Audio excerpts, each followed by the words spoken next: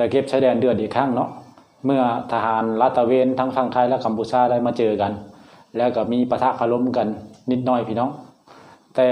ทางฝั่งกัมพูชานี่เตรียมพร้อม LPG ทุกคนเลยเล็งมาใส่ทหารไทยเนาะในเวลาที่เจรจากันเอาไปเบิ่งว่าเพิ่นคุยกันอย่างพี่น้องว่าอึกกระทึกขนาดใดเนาะไปเบิ่งกันพี่ไม่ต้องเอาคนเข้ามาแล้วลุงไม่อยากทำอะไรแล้วพี่เอาไอเวียเยอะเรื่องนี้ตัวเองอย่าให้เข้ามาใกล้ลวดน้ำที่เดิมคนอยู่ที่เดิมนะพี่เอาคนอะไรของพี่ออกไปไม่ต้องมาRPGมาจ่อผมเนาะจะใช้เวลาคุยด่วนเติบน้องแต่ว่ากันเจรจาการมีทางคนตั้งแบบว่าบ่ให้ร่วมล้ำแบบเข้ามาในพื้นที่แต่ละฝ่ายเนาะคือทหารไทยก็คุยดีนะก็บอกว่าเหมือนกับต่างคนต่างอยู่ต่างคนต่างบ่ร่วมล้ำซึ่งกันและกันประมาณนี้เนาะทางผู้เจรจาก็โอเคทั้งไทยทั้งกัมพูชาเนาะแต่ว่าผู้ข้างหลังทหารกัมพูชานี่ทุกนายเลยเตรียม LPG แบบขึ้นลำเตรียมเลยเล็งมาทางทหารไทยเนาะซึ่งแบบทหารไทยแบบบ่ได้เตรียมอย่างเลยทหารไทยแบบคุยด้วยแบบว่าเหมือนกับบ่ได้นั่นแต่ว่าทางหลังนี่กัมพูชาพร้อมยิงตลอดเวลาพี่น้องกล้องที่ว่าถ่ายน่าจะเป็นอยู่ฝั่งกัมพูชาถ่ายเนาะเบิ่งคือทหารเห็นทหารกัมพูชาแต่ว่าก็คุยกันตกลงแล้วก็คือต่างคนต่างอยู่คุยกันแล้วต่างคนต่างอยู่ในพื้นที่ของไผ่ลาวเนาะก็คือแบบบ่ให้ล่วงล้ำกันเพราะว่าอันนี้คือทหารไทยมาเตือนคือทางฝั่งเขมรเนี่ยที่แบบที่เดินตะเวนเข้าไปทั้งไทยเนาะก็เลยเจอแบบไทยก็เลยบอกว่าห้ามเข้ามาก็คือแบบเหมือนกับบ่ต้องเข้ามาถ้าเข้ามาอีกก็อาจจะมีปัญหากันก็คือทั้งไทยกับบ่ยอมแบบทั้งไทยกับบ่อยากให้มีปัญหาคือต่างคนต่างแบบต่างอยู่ประมาณนี้อย่าให้มันเป็นเรื่องเล็กเป็นเรื่องใหญ่เลยประมาณนี้เนาะในการคุยกันในคลิปนี่ก็คือ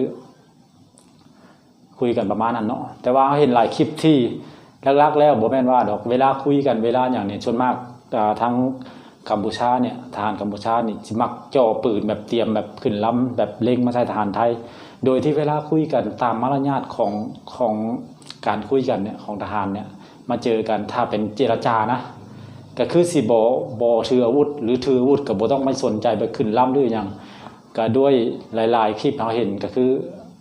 เขมรมักแบบว่าเล็งปืนขึ้นลำเล็งแบบเตรียมยิงอย่างประมาณนี้เนาะมันเป็นการแบบอีหยังวะแบบที่จริงมันก็โอเคเนาะถ้าตอนยิงก็คือยิงถ้าตอนเจรจาคือเจรจาอันนี้เวลาเจรจากันเขาเห็นแบบ2คลิปนี้แล้วที่แบบเห็นลักๆก็คือแบบกัมพูชาขึ้นปืนแบบเล็งใช่แบบสิยิงอย่างเดียวประมาณนี้เนาะเฮ็ดคือจังแบบว่าโอ้แต่เพราะว่าจริงๆก็ร้องได้ก็ร้องอย่างงู้นอย่างนี้ว่าไทยกันแกล้งว่าใช้ไทยแบบว่าใช้อาวุธนักอย่างนี้เวลายิงกันจริงๆแต่เวลานี้เห็นตลอดเลยเห็นหลายๆคลิปเลยที่แบบเวลาคุยกันเนี่ยด้วยมารยาทของทหารคุยกันเวลาไปเจอกันอาจจะเจรจาเนี่ยเขาสิตามทั่วไปเนี่ยเขาสิบ่มีผู้ใดถืออาวุธเลยเขาไปคุยกันโดยแบบต่างคนต่างแบบบ่นั่นนะบ่ต้องใช้อาวุธเพราะว่าไปเจรจาแต่นี่ด้วยอีหยังกระบุงเขาเวลาเห็นคลิปเนี่ยชนมากเนี่ยสีฟังเขมรนี่สิเตรียมปืนจ่ออยู่เนาะพี่น้องๆก็อันนี้ก็เสียมารยาทแท้ขอให้ทุกคนปลอดภัยเนาะทหารไทยก็ขอให้สิ่งศักดิ์สิทธิ์คุ้มครอง